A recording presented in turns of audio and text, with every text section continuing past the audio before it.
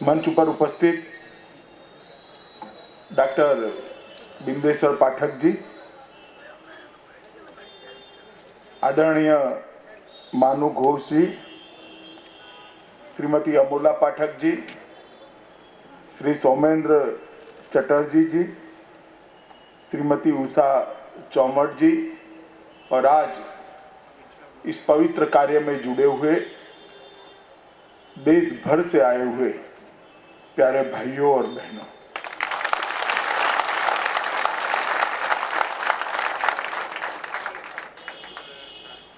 आज मैं ऐसी जगह पे खड़ा रहकर आप सबसे बात कर रहा हूं कि जो पूरी सृष्टि में सबसे पवित्र काम के अंदर जुड़े हुए लोग हैं, ऐसी संस्था में खड़ा रहकर बात कर रहा हूं। देखने में तो ये कार्यक्रम बहुत छोटा दिख रहा है।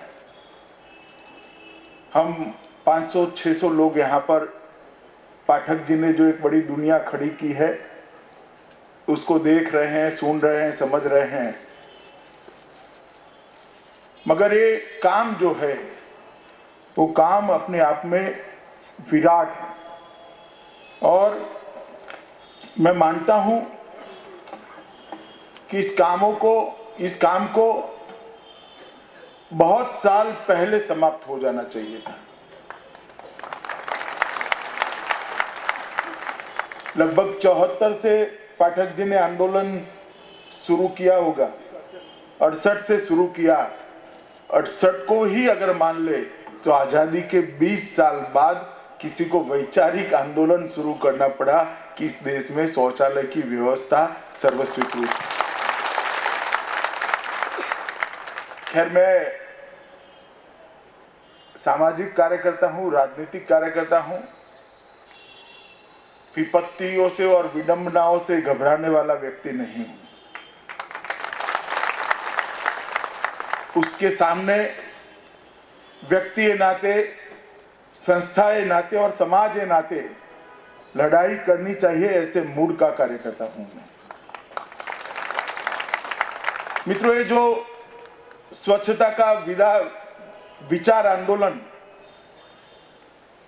सुलभ इंटरनेशनल ने चलाया है और आज करीब करीब दिख रहा है कि आंदोलन सफल रहा है। 3 प्रकार के आंदोलन होते हैं। धार्मिक आंदोलन होते हैं, राजनीतिक आंदोलन होते हैं और वैचारिक आंदोलन होते हैं। धार्मिक आंदोलन के अंदर व्यक्तियों की भावनाओं को साथ में लेकर आगे बढ़ना होता है। राजनीतिक आंदोलन में एक लक्ष्य होता है, वो लक्ष्य को सामने रखकर आगे बढ़ना होता है। मगर कोई व्यक्ति एक विचार को जब आंदोलन बनाता है तो उसका लक्ष्य इतना सरल नहीं होता। बहुत सारी कठिनाइयां होती है, क्योंकि यहां पाना कुछ नहीं, सिर्फ देना ही देना है। इस प्रकार से विचार आंदोलन चलता है। और इसलिए मैं मन से, मेरी ओर से और मेरी समग्र पार्टी की ओर से श्रीमान पाठक जी को हृदय से साधुवाद देना चाहता हूं कि उन्होंने इस काम को अपना जीवन का मंत्र बनाया है। गांधी जी ने आजादी के आंदोलन के साथ जुड़ने के साथ ही गोखले जी के अभिप्राय के आधार पर पूरे देश को घूमना और देश को समझना शुरू किया था। और वो बिल्कुल सही था। अगर गांधी जी का भारत भ्रमण अफ्रीका के आने के बाद न हुआ था तो गांधी जी ने इतनी मूलभूत चीजों को पकड़ा न होता और आजादी भी न मिली होती।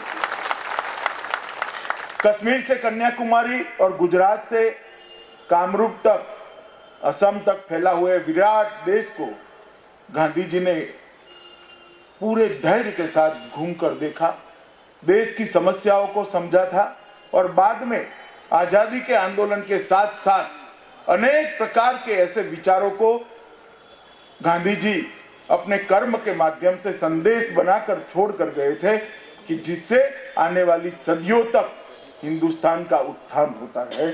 उसमें से एक विचार था स्वच्छता।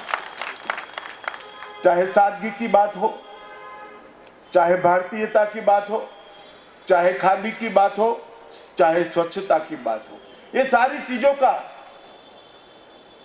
आजादी के आंदोलन से कोई लेन देन नहीं था। मगर गांधी जी का लक्ष्य सिर्फ आजादी नहीं था। समाज के नाते भारत देश बहुत आगे आए, हमारे सारे दूषण को एक एक एक एक कर कर हम पीछे छोड़ते जाए, इससे मुक्त हो जाए, ये भी उनका लक्ष्य था। और स्वच्छता को उन्होंने इसीलिए अहम मुद्दा बनाया था।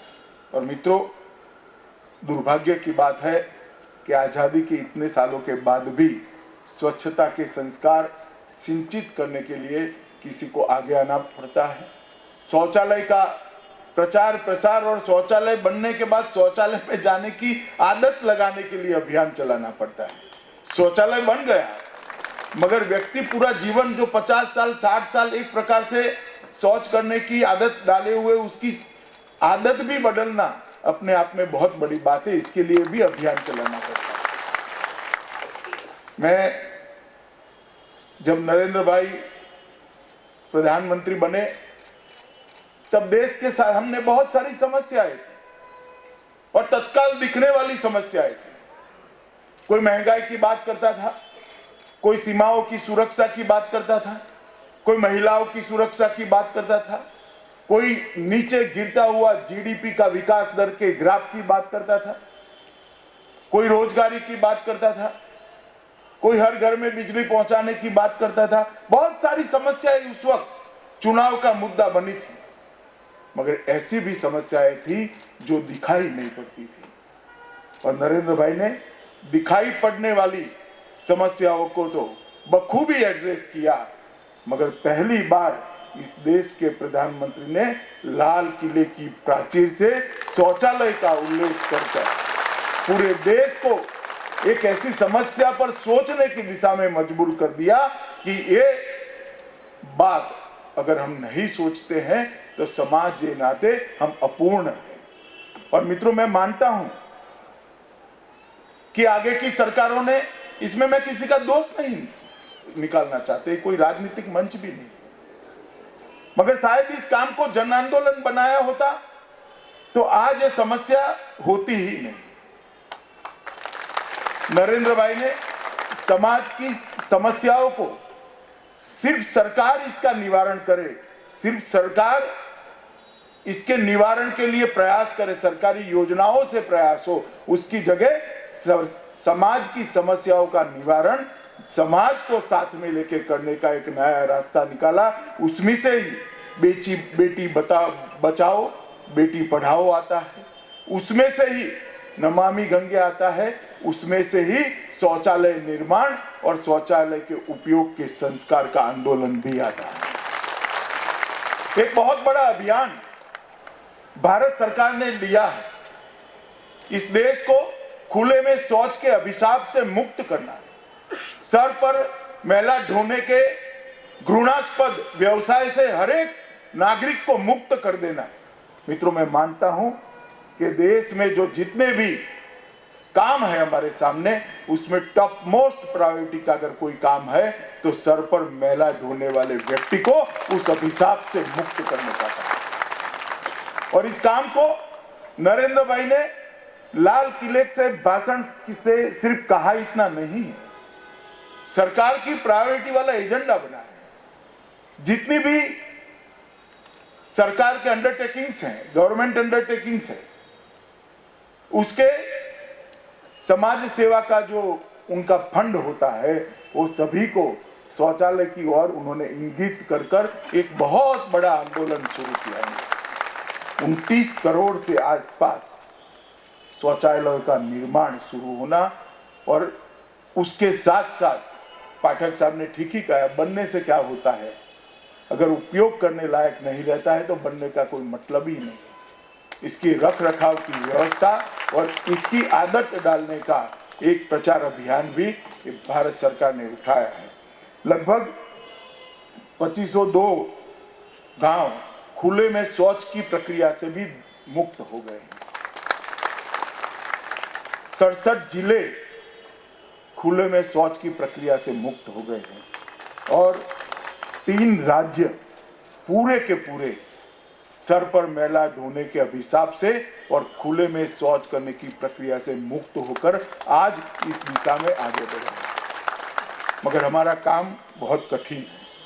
आज यहाँ पर काफी देरी हो रही थी, फिर भी एक तो पाठक जी आग्रह इतनी विनम्रता से करते हैं कि इसको कोई ना ही नहीं बोल सकता, और दूसरा इन्होंने जो काम किया है वो काम को देखकर और हर चीज को इतनी बारीकी से समझकर, छोटी छोटी चीजों का विचार कर कर एक संपूर्ण चक्र की व्यवस्था बनाई, संपूर्ण चक्र। मित्रों, स्वच्छता के बारे में मेरी माता जी गांधी जी की बहुत बड़ी अनुयायी थी, तो बचपन से खादी, स्वच्छता, ये सारी चीजों को मैं सुनता आया हूँ, देखता भी आया हूँ और जीवन में कहीं ना कहीं मैंने अपनाया भी है। मगर मैंने स्वच्छता के इतने डायमेंशंस हो सकते हैं, इतने परिमाण हो सकते हैं, ये पहली बार आज इस संस्था में आकर जीरो वेस्ट 100% वेस्ट से जीरो वेस्ट की दिशा में इस स्वच्छता के कार्यक्रम को कैसे जोड़ना, ये श्रीमान पाठक ने पूरी दुनिया को बताने का काम किया। और मैं मानता हूं कि 68 से लेकर आज तक पाठक साहब ने लगभग अपना पूरा जीवन इस काम के लिए अपनाया है। पाठक साहब को बहुत सारे अवार्ड भी मिले हैं, भारत सरकार ने भी पद्म अवार्ड से सम्मानित किया, दुनिया भर ने अवार्ड दिए हैं। मगर पाठक साहब, मैं अलग दुनिया का व्यक्ति हूँ, ये अवार्डों कोई मायने नहीं रखते। ये सारे अवार्ड एक दौर, और एक व्यक्ति जो सर पे मैला ढोता है उससे उसके मुक्ति दिलाकर उसका आशीर्वाद जो आपको प्राप्त हुआ होगा, वो अवार्ड दोनों की कोई तुलना नहीं।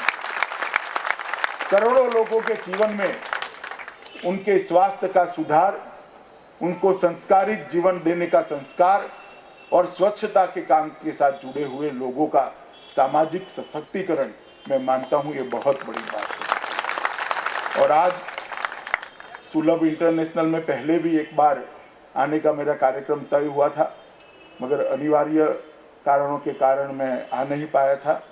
आज मैं यहाँ आया, इसको सुना बहुत था, अपनी आंखों से देखा है, और मैं मन से कहता हूँ मित्रों कि समाज में बदलाव के लिए जो संस्थाएं काम करती है उसको किस तरह काम करना चाहिए वो देखना है, तो सुलभ इंटरनेशनल में आकर देखना चाहिए, समझना चाहिए। इस संस्था के साथ जुड़े हुए भारत भर से आए हुए सभी भाइयों बहनों को मैं कहना चाहता हूं कि बहुत अच्छे काम के साथ आप जुड़े हैं।